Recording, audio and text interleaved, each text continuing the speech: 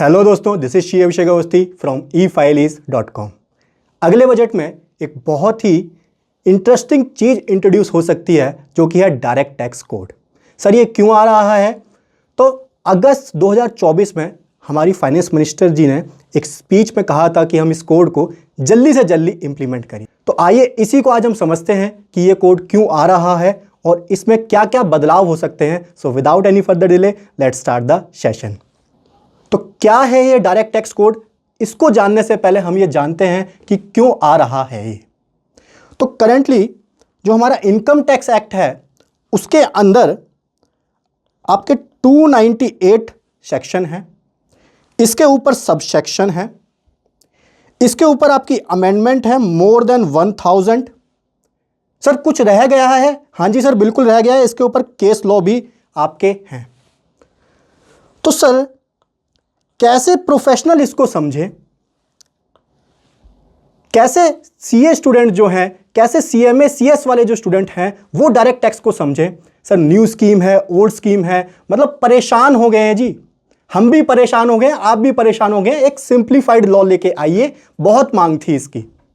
पहली बार ये 2010 में इंट्रोड्यूस हुआ था, बट होप सो ये फैब 2025 में बजट में ये अनाउंस कर दिया जाएगा। तो चलिए सर इसको डिटेल में थोड़ा और समझते हैं कि जो हमारा पहले इनकम टैक्स एक्ट है उसके अंदर मल्टीपल प्रोविज़न है सर, फ्रीक्वेंटली अमेंडमेंट आती रहती हैं जो कि उसको कॉम्प्लेक्स और हार्ड बना चुकी हैं ऑलरेडी। मतलब हम परेशान हो जाते हैं कि क्लाइंट को कैसे समझाया जाए कि न्यू में डिडक्शन आपको नहीं मिल रही है सर, ओल्ड में मिल रही है, तो आपके लिए ओल्ड बेनिफिशियरी है, न्यू बेनिफिशियरी है। तो बहुत ही कॉम्प्लेक्स बन चुका है। इसीलिए जो नया डायरेक्ट टैक्स कोड और डीटीसी इंप्लीमेंट होने वाला है इसका स्ट्रक्चर काफ़ी सिंप्लीफाइड रहने वाला है। कम प्रोविज़न रहेंगे, जो भी केस लॉज वगैरह हैं, जो भी अमेंडमेंट्स वगैरह हैं उसको कंसोलिडेट करके एक ही प्रोविज़न बना दिया जाएगा और जिससे आसानी से उसको समझा जा सके। सर हम बात करें स्कोप ऑफ एग्जम्पशन की, तो अभी तो हम 54 में जाते हैं एग्जम्पशन लेने। सर डिडक्शन की तो ABCD ही याद नहीं रहती है कि 80C में कितना मिलेगा, 80D में कितना मिलेगा। मतलब बहुत ही कॉम्प्लेक्स चल रहा है मामला। बट जो आने वाला है DTC उसके अंदर स्ट्रीमलाइन एग्जम्पशन होगी एंड डिडक्शन होंगी। मेरे ख्याल से तो डिडक्शन हट भी सकती है क्योंकि ये न्यू स्कीम को ऑलरेडी बहुत बढ़ावा देते हैं। उन्होंने 5 लाख की जगह 7 लाख की लिमिट कर दी थी, सो वहाँ पर डिडक्शन कोई भी अलाउ नहीं करी गई थी। होप सो DTC में भी डिडक्शन ना आए और डिडक्शन का साथ यहीं पे छूट सकता है और एग्जम्पशन भी बहुत ही लिमिटेड रहेंगी, ज़्यादा एग्जम्पशन भी नहीं रहेंगी। आपकी बेसिक एग्जम्पशन लिमिट उसके अंदर जरूर बढ़ सकती है। सर हम बात करें टैक्स रेट की, तो सर स्पेशल टैक्स रेट आपका VDA में 30% सर, और short term capital gain, long term capital gain में 20%। सर मतलब हम कैसे करें, कैसे समझें? इनकम जो इनकम कमा के लाता है वो इनकम कमाने पे ध्यान दे या ये सब चीज़ें समझने पे ध्यान दे? तो प्रोफेशनल जो बैठा रखे हैं सर वो समझाएं। सर वो समझा रहे हैं बट उनके लिए भी बहुत सारी चीज़ें कॉम्प्लेक्स हैं, तो उसी को सुलझाने के लिए ये कोड इंप्लीमेंट किया जा रहा है। तो इसके अंदर आपके टैक्स रेट बहुत ही यूनिफॉर्म रहने वाले हैं, कोई कॉम्प्लेक्सिटी होप सो इसके अंदर नहीं होगी। अब हम बात करें टैक्स फाइलिंग प्रोसीजर की, तो टैक्स फाइलिंग में आपके इतने सारे फॉर्म हैं सर, कौन से फॉर्म भरने हैं? 1 भर रहे हैं, 2 भर रहे हैं, और अगर 3 भरना है, 4 भरना है। AIS में जो अमाउंट है वो रिफ्लेक्ट नहीं किया है, तो उसके हिसाब से काफ़ी सारे चेंजेस हमको फॉर्म में करने पड़ते हैं। और पोर्टल भी कई बार ऐसा होता है कि आपके AIS में अलग अमाउंट फिगर शो करता है, आपके 26AS में अलग अमाउंट शो कर रहा है। तो ये लोग उस पर भी काम कर रहे हैं और सिंप्लीफाइड प्रोसेस ला रहे हैं जिसके द्वारा जितना इजी हो सके ई फाइलिंग उतना इजी ये पोर्टल को बनाने की कोशिश कर रहे हैं न्यू DTC के अंदर। सर अभी क्या है ना, अभी कुछ प्रोविजन ऐसे हैं जहां पे CBDT भी क्लियर नहीं हो पाया है, क्वेश्चनिंग रहती है लॉ में। तो परेशानी को क्यों ना एक दफा सुलझा दिया जाए। सर खर्चा तो दोनों तरफ का होता है ना, जब कोई भी अपील जाती है तो इनकम टैक्स डिपार्टमेंट की तरफ से भी कोई लॉयर रिप्रेजेंट करता होगा, SSC की तरफ से भी कोई लॉयर जाके CA जाके रिप्रेजेंट करता होगा। तो वहाँ पे हाई लिटिगेशन था क्योंकि प्रोविज़न में कुछ ना कुछ निकल ही आती थी कमी, या फिर CBDT को क्लियर नहीं होती थी कुछ चीज़ें SSC को क्लियर नहीं होती थी, तो वो मैटर कोर्ट में सुलझता था।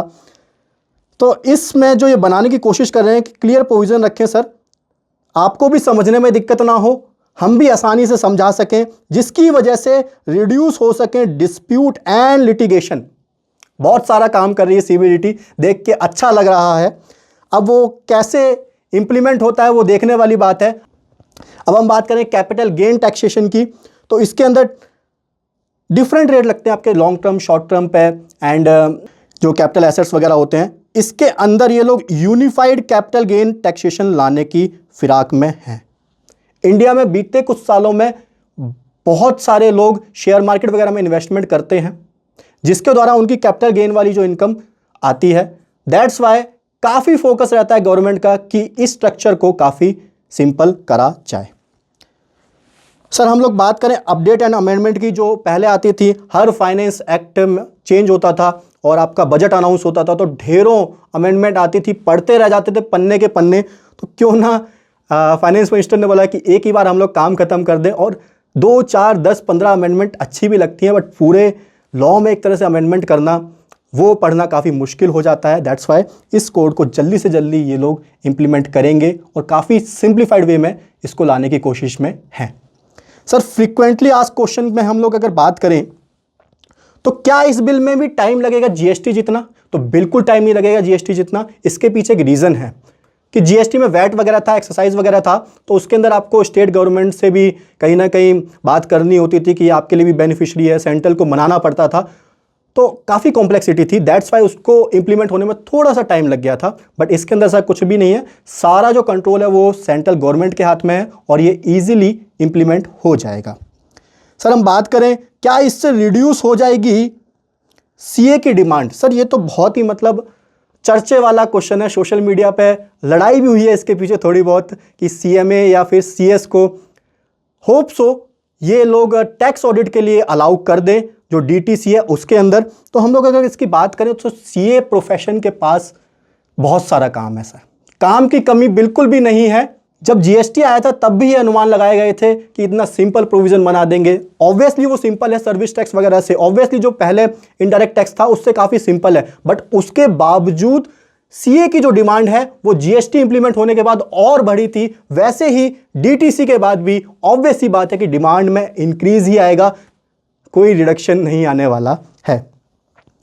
सर ये 2-3 क्वेश्चन सिमिलर टाइप के हैं।